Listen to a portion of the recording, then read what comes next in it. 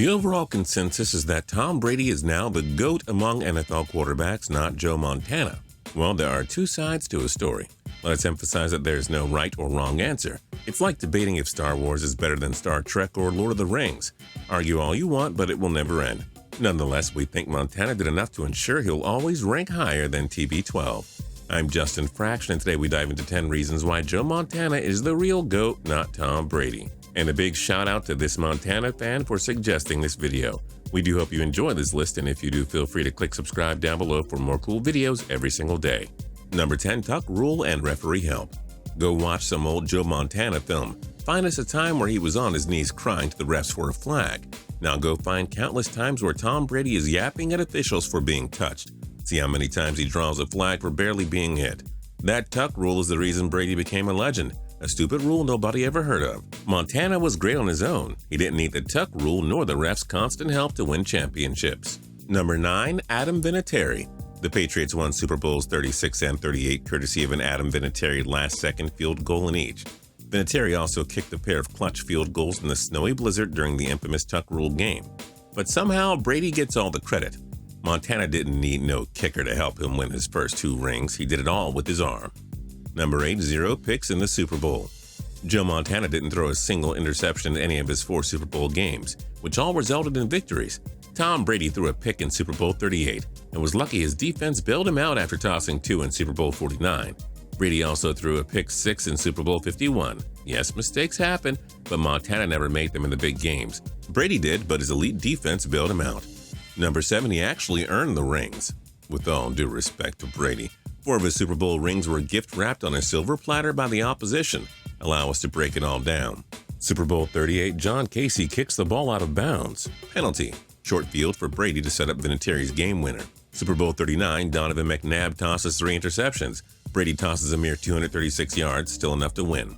Super Bowl 49, Seattle threw the freaking ball on the 1-yard line with Marshawn Lynch in the backfield. Malcolm Butler single-handedly saved the Patriots. Seattle gave that one away. Super Bowl 51, Atlanta blows a 28-3 lead. They gave that one to Tom easily. Montana never had a Super Bowl handed to him. He clutched up against the Cincinnati Bengals in 2 of them, then crushed the Miami Dolphins and Denver Broncos in the others. Montana won his 4 Super Bowls cleanly with no sloppiness. Brady just got all the breaks and bounces courtesy of the other team shooting themselves in the foot. Number 6, less time to win rings. Montana had 4 Super Bowls through his first 10 seasons as a starter. Or to make that more impressive, his 4 championship rings came over a 9-year span. As for Brady, it took him 16 seasons as a starter to win 5 Super Bowls. His first 4 rings came over a 14-year span. In fact, injuries limited Montana to just 13 NFL seasons as a starter. Imagine if he had stayed healthy and played as long as Brady. But the point being, Montana won 4 rings over 9 years, much more impressive than winning 5 in 16 years. He basically won a Super Bowl almost every 2 years. Number 5, call me Coach Belichick. Bill Walsh and George Seifert were great head coaches for Joe Montana. Heck, Montana managed to win Super Bowls with 2 different head coaches. Tom Brady, here's what he said about why he isn't the GOAT.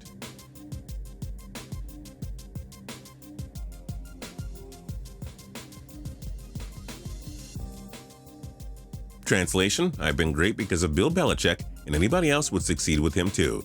I agree. We saw Drew Bledsoe and Matt Castle succeed under Belichick. Brady is absolutely nothing without Belichick. Absolutely nothing. Montana got it done with 2 different coaches. Shall we also throw in that he had 2 good years with the Kansas City Chiefs as well? Number 4, Montana defeated better quarterbacks. A nice quick glance at the quarterbacks Joe Montana beat in the Super Bowl. Ken Anderson, 1981 NFL MVP. Montana beat him in the Super Bowl that same year. Dan Marino, the top-picked passer of his generation, would be considered the GOAT by some if he had won a ring. Montana beat him in the Super Bowl the year Marino took home the league MVP. Boomer Esiason, 1988 NFL MVP. Guess who beat him in the Super Bowl that year? John Elway, also one of the top elite quarterbacks of all time.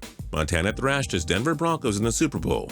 And who did Brady beat? Okay, Kurt Warner and Donovan McNabb were good QBs, but nobody will remember Jake Delhomme in 20 years. Russell Wilson, great, but not a former MVP. Matt Ryan, the modern-day Dan Marino, can't win the big one. Number 3, stats don't lie. So you want to talk about stats and how Brady's playoff records make him the best quarterback ever? Hold the phone. Pro Football Reference is as reliable a source as it gets. Montana's career playoff passer rating was 95.6. That places him 6th all time.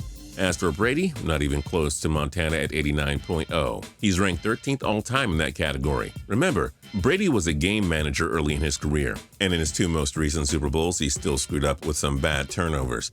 Looks like Montana truly was better when the lights shined brightest. Number 2, won in a harder era.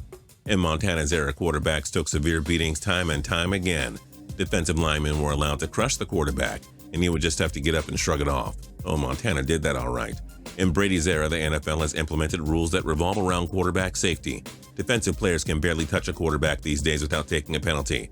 The rules were essentially made after Brady tore his ACL in 2008. Montana took beatings, Brady falls to the ground and gets refs to draw flags. Montana was tougher and better in a much more difficult era.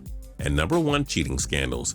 Montana won his Super Bowls without a single cheating scandal. The Patriots were caught spygating in 2007.